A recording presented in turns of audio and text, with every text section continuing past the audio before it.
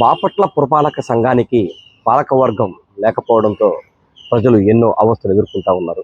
ఈ బాపట్ల పురపాలక సంఘానికి 2014లో ఎన్నికలు జరిగి 2019తో టీడీపీ ప్రభుత్వం ఎప్పుడైతే పోయిందో అప్పుడే ఈ బాపట్ల పురపాలక సంఘ కౌన్సిల్ కూడా డిజాల్ట్ అయింది.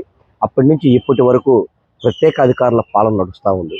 ప్రత్యేక అధికారుల పాలనలో అధికారులు ప్రజలకు అందుబాటులో లేకపోవడం, ప్రత్యేక అధికారి కూడా ఇంతవరకు ఎప్పుడైతే అతనికి బాధ్యతలు అప్పగించారో ఆ రోజు సంతకం పెట్టడం తప్ప ఇప్పటి వరకు బాపట్ల పురపాలక సంఘంలో ఒక వార్డులో కూడా తిరిగి సమస్యలను గుర్తించింది లేదు.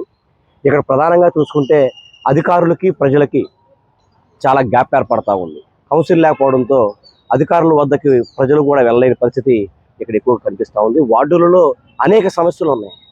కోతులు, కుక్కలు వచ్చేసరికి రహదారులు గుంటలు పడిపోయి ఏర్పడడం, తర్వాత వచ్చి డ్రైనేజీ వ్యవస్థ అధ్వానంగా ఉండడం, పారిశుద్ధ్యం అధ్వానంగా ఉండడం, సరిగ్గా పట్టించుకోకపోవడం, ఎన్ని వారి దృష్టికి తీసుకెళ్తున్నా తాత్కాలికంగా సమస్యలు పరిష్కరిస్తున్నారు. కానీ ఆ సమస్య పరిష్కరించడంలో అధికారులు పూర్తిగా కొంతమేర విఫలమవుతూ ఉన్నారు.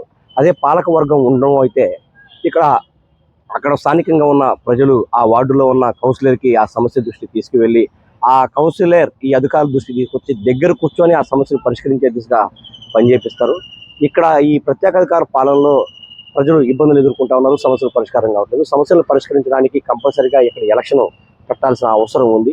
ఈ ఎలక్షన్ జరగకపోవడం వల్ల 2023, 24, 24, 25, 25, 26 15వ ఆర్థిక సంఘ నిధులు మొన్న వచ్చిన 15వ ఆర్థిక సంఘ నిధులు కూడా దాదాపు 3.5 కోట్లు రాకుండా పోయి ఈ 4-3 సంవత్సరాలలో దాదాపు బాపట్ల పురపాలక సంఘానికి రావాల్సిన 16 కోట్ల రూపాయలు ప్రత్యేక నిధులు రాకుండా మునిగిపోయినాయి.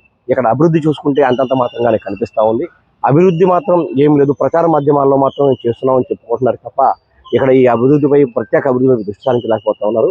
ఇప్పటికైనా బాపట్ల ఎమ్మెల్యే నరేంద్రవర్మరాజు ఈ బాపట్ల పురపాలక సంఘానికి ఎన్నికలలో ఇచ్చిన హామీని, అంటే తెలుగుదేశం ప్రభుత్వం వచ్చిన తర్వాత ఇక్కడ కౌన్సిల్ ఏర్పాటు చేస్తాం, ఎన్నికలు జరిపిస్తామని చెప్పేసి చెప్పుకొని వచ్చారు.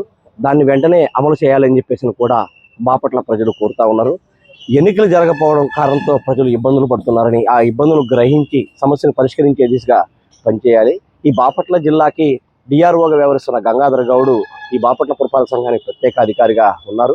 ఏ ఒక్కరోజు కూడా ఒక్క వార్డులో సమస్యను గుర్తించడానికి రాకపోవడం చాలా కొంతమేర బాధాకరమని చెప్పాలి. అంతకు ముందున్న ఎవరైతే ప్రత్యేక అధికారులు ఉన్నారో వాళ్ళు కూడా ఈ వార్డుల్లో అనేక వార్డుల్లో తిరిగి సమస్యలు పరిష్కరించే దిశగా పనిచేశారు. కానీ ఇక్కడ ఉన్న మున్సిపల్ కమిషనర్లు కానివ్వండి, అధికారులు ఎవరైనా సరే ప్రచార మాధ్యమాల్లో ప్రచారం చేస్తున్నారు కానీ సమస్యలు పరిష్కరించడం విఫలం అవుతా ఉన్నారు. ఇప్పటికైనా బాపట్ల ఎమ్మెల్యే నరేంద్రవర్మరాజు ఈ సమస్యలు పరిష్కరించే దిశగా కృషి చేయాలి.